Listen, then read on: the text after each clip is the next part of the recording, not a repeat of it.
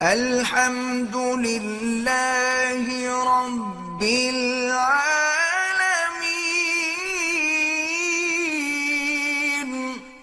میں گلگت کے ایک گاؤں میں گیا، ہمارے ایک دوست مجھ سے یہاں ملنے آئے، میری بڑی گپ شپ تھی ان سے۔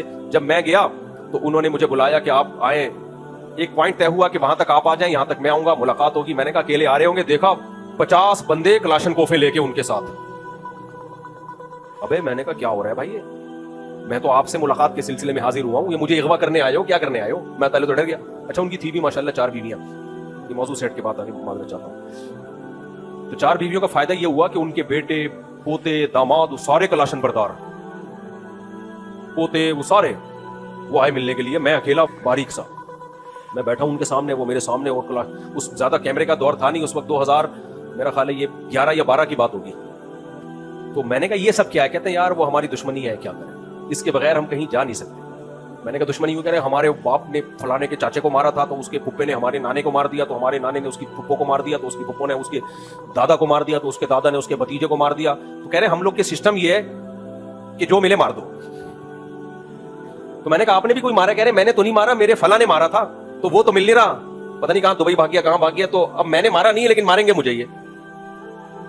یار عجیب ڈرامہ چل رہا ہے یار۔ کہہ رہے چل یہی رہا ہے مارکیٹ میں، تو زندگی ہے یار یہ، ہر وقت پلاش 50-60۔ کہتے ہم تو جہاں چائے پینے بھی جاتا ہوں، کہہ رہے 50 آدمی میرے ساتھ ہوتے ہیں۔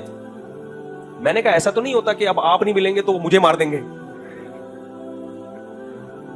کہ آپ کا چاچا نہیں مل رہا تو آپ کا جو وہ مجھے مینٹور کہتے تھے، اپنا مرشد کہتے تھے، تو آپ کا مرشد ملا اس کو مار دو۔ پھر میں نے ان کو واقعہ سنایا، ایک آدمی کے پی کے کسی گاؤں میں گیا، وہ قبائلی علاقوں میں نا، کراچی والا گیا، تو وہ کراچی والا بیچارہ، وہ کے پی کے وہ بڑا غیرت مند تھا، اس نے کہا چلو ہم تمہیں سیر کراتے ہیں۔ کسی گاؤں کا واقعہ، کے پی کے میں ایسا ہوتا نہیں ہے، کسی علاقے کا واقعہ۔ تو وہ اس نے کہا ہم چلو کراچی والے کو کہا تمہیں سیر کراتے ہیں۔ تو جانا ادھر تھا، بڑے لمبے راستے سے اس کو لے کے جا رہا ہے۔ کراچی والے نے بولا بھائی یہاں جانا ہے تو گھما کے کیوں لے کے جا رہا ہے؟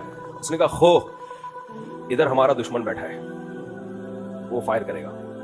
کراچی والا ڈر گیا، بھائی یہ تو مسئلہ خراب ہے یہاں پہ نا۔ تو اس نے جب دیکھا نا کراچی والا ڈر رہا ہے، اس نے کہا خو ڈرو نہیں، وہ ہمارا ایک مہمان مارے گا، ہم اس کے 10 مہمان ماریں گے، ڈرنے کی ضرورت۔ اب بتاؤ اس سے ڈر کم ہوگا یا بڑھے گا؟ وہ تو اور ڈر گیا بھائی، ابے ادھر تو مہمان چل رہے ہیں، وہ تمہارا ایک مہمان، ہم اس کے 10 مہمان۔ تو جب وہ 50 کلاشن کو برداروں کے ساتھ آئے نا اور کہا کہ اس طرح سے مارا جاتا ہے، میں نے کہا بھائی میرا کیا ہوگا؟ ایسا نہ ہو بولے یار یہ اس مفتی کو ہی اڑا دو، فی الحال یہ نہیں ملا۔ تو خیر اتنا بھی نہیں ہوتا۔ اچھا ایک بات ہے، ان علاقوں میں علماء کی بڑی قدر ہے، اور صرف علماء کی وجہ سے امن قائم ہے، صرف علماء کی وجہ سے۔ اگر علماء نہ ہوتے نا تو کٹ کے ختم ہو، وہ آتے آخر میں مولوی کے پاس ہی ہیں کہ مولوی کا جو فیصلہ ہوگا وہ مانیں گے۔ مذہب کی بڑی عزت ہے، یہ بھی ایک پازیٹیو چیز ہے، لیکن بھائی مذہب کو پورا فالو کرو۔ اللہ قرآن میں کہہ رہا ہے کہ قاتل کے علاوہ کسی سے دست درازی کی تمہیں اجازت نہیں ہے۔